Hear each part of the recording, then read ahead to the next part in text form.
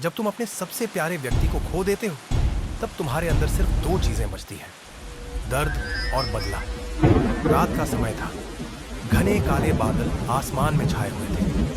दूर कहीं बिजली चमक रही थी और धीमी बारिश की बूंदें पुराने मार्शल आर्ट स्कूल की छत पर गिर रही थी। ये जगह कभी जीवंत थी। यहाँ बच्चे ट्रेनिंग किया करते थे। मास्टर अपने छात्रों को कुंग-फू की गहरी शिक्षाएं दिया करते थे। लेकिन आज यह जगह युद्ध के मैदान में बदल चुकी थी। गेट खुलता है और 5 लोग अंदर आते हैं। उनके पैरों की आहट जमीन पर पड़ती है। उनके इरादे खतरनाक थे। सबसे आगे था यांग, द लीडर। उसका चेहरा शांत था। आंखों में एक अजीब ठंडापन था।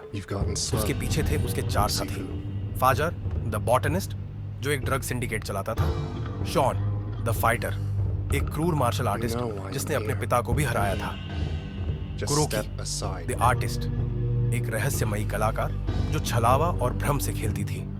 जिनफिंग, द सीईओ, एक महिला जिसने ताकत और सत्ता को ही अपनी दुनिया बना लिया था। मास्टर सिफू अकेले खड़े थे, लेकिन उनकी आंखों में डर नहीं था। उन्होंने इन 5 को देखा और एक गहरी सांस ली। यह लड़ाई उनके लिए अंतिम साबित होने वाली थी। यांग आगे बढ़ा और कहा, तुम्हारा समय खत्म हो चुका है मास्टर। तुम्हारी कमजोरियों ने तुम्हें यहीं पहुंचा दिया है। बिना एक शब्द बोले सिफू ने अपनी लड़ाई की मुद्रा अपनाई और फिर महायुद्ध शुरू हुआ। अध्याय 1। मास्टर की हार सिफू का कौशल अद्भुत था। उन्होंने अपने सामने खड़े 4 शिष्यों को बारी बारी से पछाड़ दिया। फजार के तेज वारों को उन्होंने आसानी से ब्लॉक किया। सीन की आक्रामकता को कुशलता से काउंटर किया और कुरोकी की चालाकियों को मात दे दी। लेकिन फिर आया यांग ने सिफू पर पहला वार किया, बेहद तेज, इतना कि हवा भी कट गई। सिफू ने जवाबी हमला किया, लेकिन यांग पहले से ही तैयार था। उसने सिफू की हर चाल को समझ लिया था। एक के बाद एक वार और आखिर में एक आखिरी घूंसा सिफू के सीने पर पड़ा और वह जमीन पर गिर गए। हीरो खिलाड़ी इस पूरी लड़ाई को एक कोने में छुपकर देख रहा था। उसकी सांसें तेज थीं, आंखों में आंसू थे, लेकिन तभी यांग ने उसकी मौजूदगी को महसूस किया। यांग धीरे धीरे उसकी ओर बढ़ा। तुम जिंदा रहोगे तो फिर से बदला लेने की कोशिश करोगे, इसलिए तुम्हें यहीं खत्म कर देना चाहिए। उसने तलवार उठाई और एक झटके में हीरो पर वार कर दिया। खून टपकने लगा, पर फिर अजीब सा कुछ हुआ। हीरो के गले में एक जादुई ताबीज था। जैसे ही उसका खून उस पर गिरा, ताबीज चमकने लगा। हीरो का शरीर उठने लगा। वह फिर से जिंदा हो चुका था, लेकिन इस बार वह पहले से कुछ साल बड़ा लग रहा था। यांग और उसके साथी अब जा चुके थे। अब सिर्फ एक ही चीज बची थी, बदला। अध्याय 2। पहला शिकार, फाजर द बॉटनिस्ट। 8 साल बाद हीरो अब एक प्रशिक्षित योद्धा बन चुका था। उसने अपनी कुंग-फू की हर तकनीक को निखारा और अब वह अपनी यात्रा के पहले शिकार के पास जाने के लिए तैयार था। फाजर, जो जंगल के अंदर एक विशाल फैक्ट्री में रहता था। यहाँ पर हीरो को कई दुश्मनों से लड़ना पड़ा। कुछ लोग चाकू से हमला कर रहे थे, कुछ अपने नंगे हाथों से। हर किसी को गिराने के बाद वह आखिर में फज्र के सामने पहुंचा। फज्र ने धीमे से एक पत्ता उठाया, उसे चबाया और फिर मुस्कुराया। तुम्हारा शरीर मजबूत है, लेकिन क्या तुम्हारा दिमाग तैयार है? और फिर वह हमला करता है। फजार बहुत तेज था, उसके वार तेज और खतरनाक थे, लेकिन अंत में हीरो उसे पछाड़ देता है। पहला बदला पूरा। अध्याय 3। Scene, dude fighter. अब बारी थी शॉन की। वह एक अंडरग्राउंड फाइट क्लब का मालिक था, जहां सबसे घातक योद्धा इकट्ठा होते थे। शॉन के क्लब में घुसने के लिए आपको कई लड़ाइयां लेकिन सबसे कठिन परीक्षा तब आई जब आप सीधे सीन के सामने पहुंचे। तुम्हारे जैसे लोग सिर्फ गुस्से में डरते हैं, लेकिन असली योद्धा धैर्य रखता है। शॉन आग से खेलता था। जलते हुए मंच पर वह अपनी मजबूत किक से हमला करता है। एक जबरदस्त मुकाबले के बाद आप उसे हरा देते हैं। दूसरा बदला पूरा। अध्याय 4। कुरोकी द आर्टिस्ट। अब बारी थी कुरोकी की, जो एक रहस्यमयी कलाकार थी। वह एक भव्य संग्रहालय में रहती थी, जहां उसकी कला जीवंत थी। हीरो जैसे ही संग्रहालय में दाखिल हुआ, वहां की दीवारों पर चित्र अचानक जीवन में बदलने लगे। कुरोकी अपने दुश्मनों को भ्रम में डालने की मास्टर थी। एक गहरे कोहरे से घिरे हॉल में हीरो को अंधकार में दुश्मनों से लड़ना पड़ा।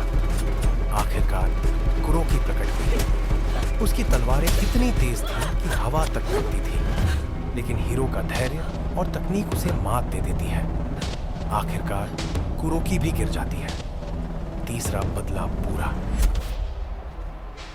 अध्याय 5। झिनपेंग। डीसीओ रात के समय शहर की सबसे ऊंची गगनचुंबी इमारत के ऊपर तेज हवाएं चल रही थी। शीशे के दर्पण जैसे चमकते हुए फर्श पर हीरो खड़ा था। उसके सामने थी जिनपेंग, सफेद सूट में एक तेज तर्रार महिला जिसने सत्ता और नियंत्रण को ही अपनी शक्ति बना लिया था। हीरो ने गहरी सांस ली। उसकी आंखों में दृढ़ संकल्प था। जिनफेंग ने धीमे से अपनी उंगलियां चटकाई और अचानक उसके सुरक्षाकर्मी चारों ओर से हीरो पर टूट पड़े। ये लड़ाई कुंग फू से अधिक एक मानसिक युद्ध थी। जिनफेंग का हर वार सुनियोजित था। उसकी चालाकी एक शतरंज के खेल जैसी थी। उसने हीरो पर न केवल शारीरिक बल्कि मानसिक हमले भी किए। तुम्हें लगता है कि बदला तुम्हें मुक्त कर देगा? उसने मुस्कुराते हुए कहा, लेकिन बदला सिर्फ और दर्द ही लाता है। हीरो ने इन शब्दों को अनदेखा किया। वह जानता था यह सिर्फ उसे कमजोर करने की कोशिश थी। हर हमला वो बेहतरीन तरीके से रोकता गया और अंततः एक निर्णायक वार के साथ जिनफेंग का संतुलन बिगड़ गया। वह जमीन पर गिर गई। हीरो ने तलवार उठाई, लेकिन उसे मारा नहीं।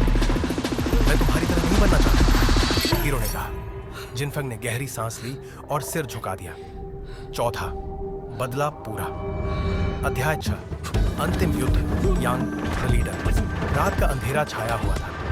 बारिश की बूंदें धीमे धीमे जमीन पर गिर रही थी। एक वीरान मंदिर के अंदर सिर्फ 2 योद्धा खड़े थे, हीरो और यांग। यांग ने अपनी आंखें बंद की, गहरी सांस ली और कहा, मैंने तुम्हें बढ़ते देखा है। हर लड़ाई तुम्हें और मजबूत बनाती गई, लेकिन क्या तुम्हें समझ में आया कि शक्ति का असली मतलब क्या होता है? हीरो ने कोई जवाब नहीं दिया। उसने बस अपनी फाइटिंग स्टांस ली। अगले ही पल यांग ने बिजली की गति से हमला किया। उसकी हर चाल घातक थी। हर वार ऐसा था जैसे वह हीरो को पूरी तरह मिटा देना चाहता हो। लेकिन हीरो अब पहले जैसा नहीं था। उसने अपने हर अनुभव को हथियार बनाया। उसकी चालें सटीक थीं, उसके वार ठोस थे। मंदिर के अंदर लड़ाई एक भयानक रूप ले चुकी थी। हवा में घूंसे और लातों की गूंज थी। दोनों योद्धा घायल हो चुके थे, लेकिन कोई भी हार मानने को तैयार नहीं था। आखिरकार हीरो ने एक जबरदस्त वार किया और यांग जमीन पर गिर पड़ा।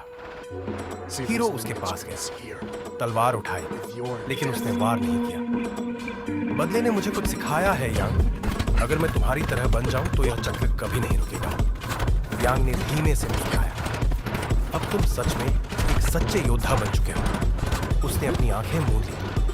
हीरो ने ताबीज उतार दी। उसने उसे जमीन पर रख दिया। अब बदले की आग बुझ चुकी थी। अब वह मुक्त था। बारिश और तेज हो गई थी।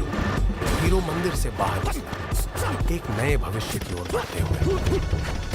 यात्रा समाप्त।